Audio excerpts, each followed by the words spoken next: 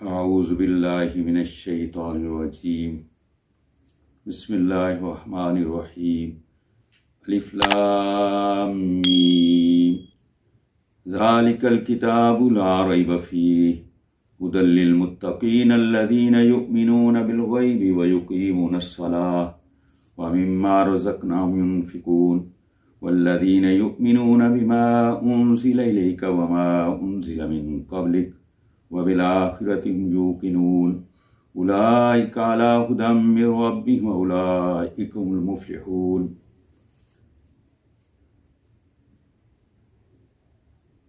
آج سورہ بقرہ کی آیت نمبر 1 تا آیت نمبر 5 کا خلاصہ بیان کریں گے۔ یہ سورۃ بقرہ ہے، یہ مدنی ہے اور بڑی شان والی صورت ہے۔ صحیح مسلم میں حدیث رسول ہے، نبی رحمت امام الانبیاء حضرت محمد صلی اللہ علیہ وآلہ وسلم کا فرمان ہے، اپنے گھروں کو قبرستان نہ بناؤ جس گھر میں سورۃ بقرہ پڑھی جائے، شیطان اس گھر میں داخل نہیں ہوتا۔ یہ حدیث صحیح مسلم میں ہے۔ اس سورت کا آغاز الف لام میم سے ہو رہا ہے۔ الف لام میم حروف مقطعات میں سے ہے اور یہ قرآن پاک میں 29 حروف ہیں۔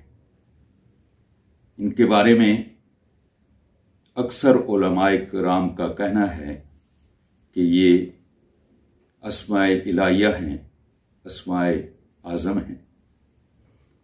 اللہ تعالیٰ نے اس سورت کا آغاز الف لام میم سے کیا ہے اور اس کے بعد قرآن کی شان اور عظمت بیان فرمائی ہے۔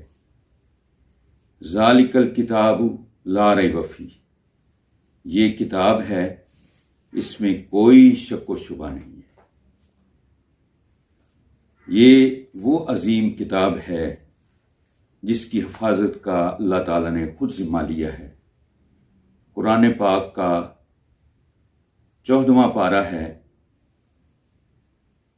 انا نحن نزلنا الذکر وانا لہ لحافظون۔ اللہ تعالیٰ ارشاد فرماتے ہیں، ہم نے قرآن نازل کیا ہے اور ہم ہی اس کی حفاظت کرنے والے ہیں۔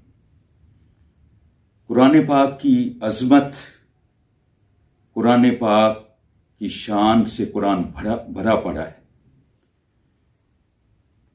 پارہ نمبر 24 سورت مومن سے پارہ نمبر 26 تک، سورت احقاف تک، یہ کل 7 صورتیں حامیم سے شروع ہو رہی ہیں۔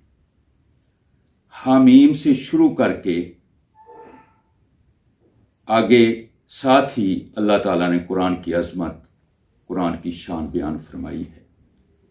اور یہ الف لام میم اور یہ حروف مقطعات اور یہ جیسا کہ میں نے ابھی بیان کیا ہے کہ سورت مومن سے سورت احقاف تک حامیم سے صورتیں جتنی شروع ہو رہی ہیں یہ 7 ہیں۔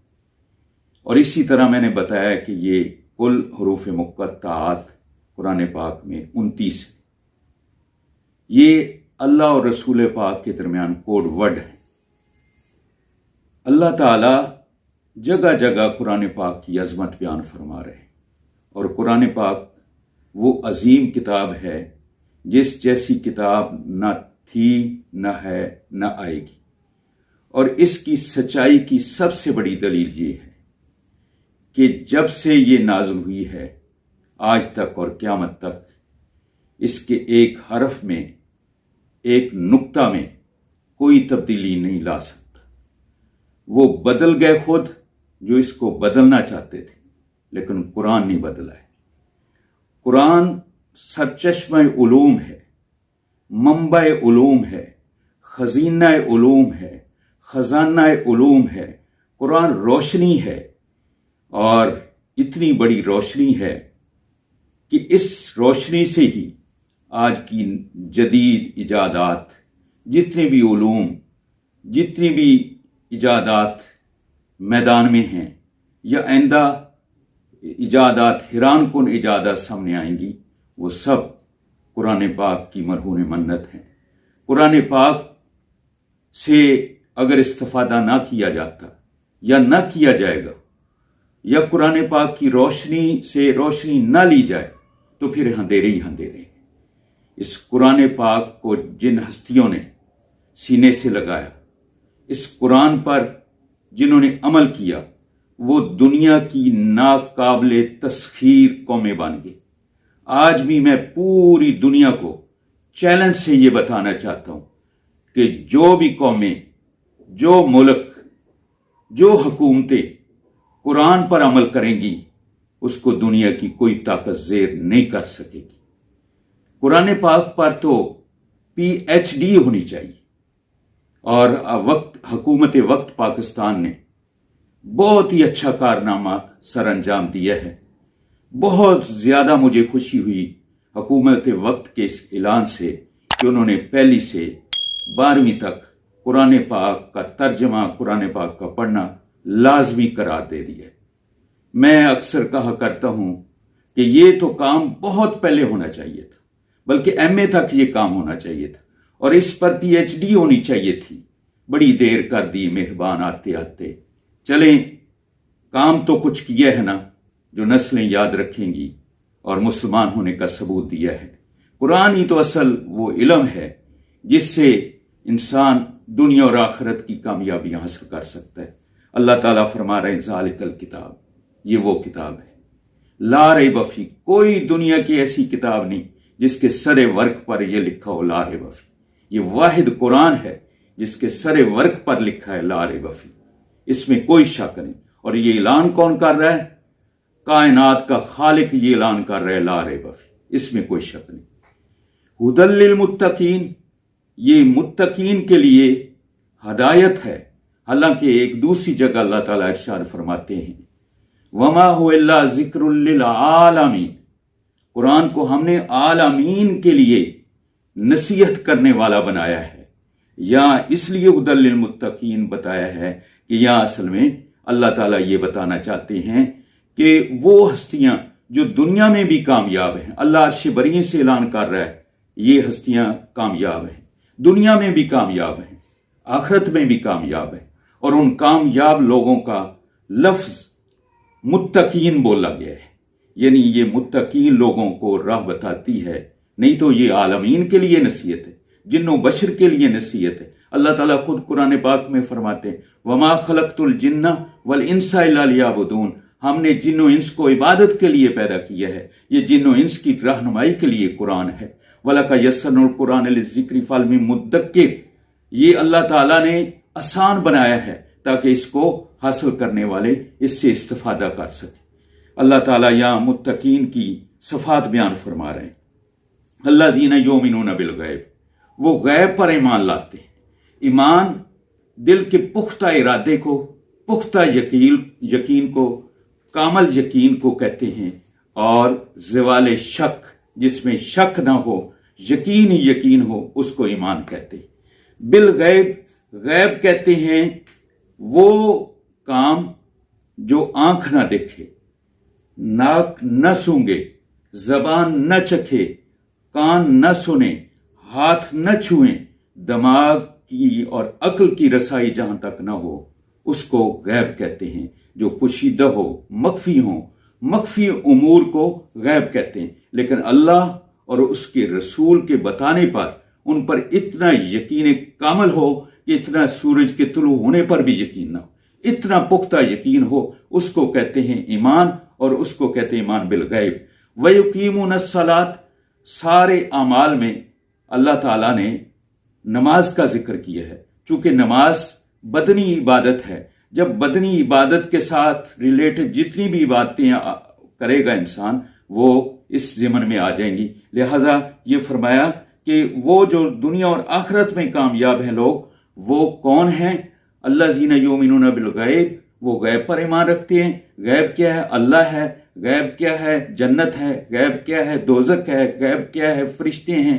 غیب کیا ہے؟ رسول ہیں۔ غیب کیا ہیں؟ کتابیں ہیں۔ ان پر وہ ایمان رکھتے ہیں۔ اور ان کی دوسری صفت یہ بتائیے کہ وَيُقِيمُونَ الصَّلَاةَ، وہ نماز قائم کرتے ہیں۔ وَمِمَّا رَزَقْنَاهُمْ يُنْفِقُونَ، جو اللہ کا دیا ہوا رزق ہے وہ حاصل کرتے ہیں شریعت مطہرہ، شریعت محمدیہ کی روشنی میں، اور اس کو خرچ بھی اللہ اور اس کے رسول کی محبت میں کرتے ہیں۔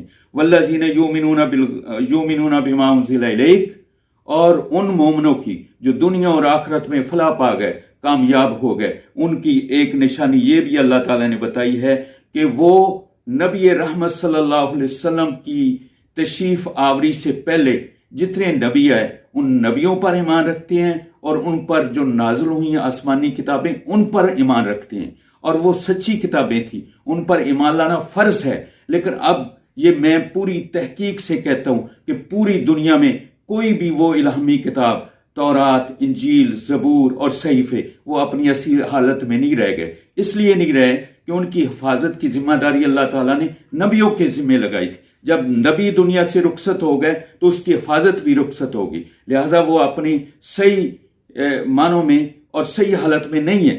اس لیے ہم ان پر جب وہ صحیح تھی ایمان رکھتے ہیں، ایمان رکھیں گے۔ ایمان تھا، ایمان ہے، لیکن اب اس کے باوجود بھی کامل ایمان تب ہوگا جب قرآن پہ ایمان ہوگا۔ اس لیے اللہ تعالیٰ فرماتے ہیں کہ وَمَا أُنزِلَ مِن قَبْلِكَ وَبِالْآخِرَةِ هُمْ يُوقِنُونَ وَالَّذِينَ يُؤْمِنُونَ بِمَا أُنزِلَ إِلَيْكَ، جو آپ کی طرف نازل ہوا اور جو آپ سے پہلے نازل ہوا اس پر وہ ایمان رکھتے ہیں، اور ایمان کے ساتھ ساتھ وَبِالْآخِرَةِ هُمْ يُوقِنُونَ، وہ اس بات پر بھی یقین رکھتے ہیں کہ ہم نے دنیا چھوڑ جانا ہے اور ہم نے اللہ کے سامنے پیش ہونا ہے۔ ایسے لوگوں کے بارے میں اللہ تعالیٰ فرما رہے ہیں اولئک علی ھدی من ربہم واولئک هم المفلحون، یہی لوگ کامیاب ہیں اور یہی لوگ فلاح پانے والے ہیں۔ جو بھی آج انسان دنیا اور آخرت میں اللہ کی نظر میں کامیاب بننا چاہتا ہے، کامیاب کہلوانا چاہتا ہے، کامیاب ہونا چاہتا ہے، وہ ان 5 آیات پر عمل کر لے، دنیا میں بھی کامیاب ہو جائے گا، آخرت میں بھی کامیاب ہو جائے گا۔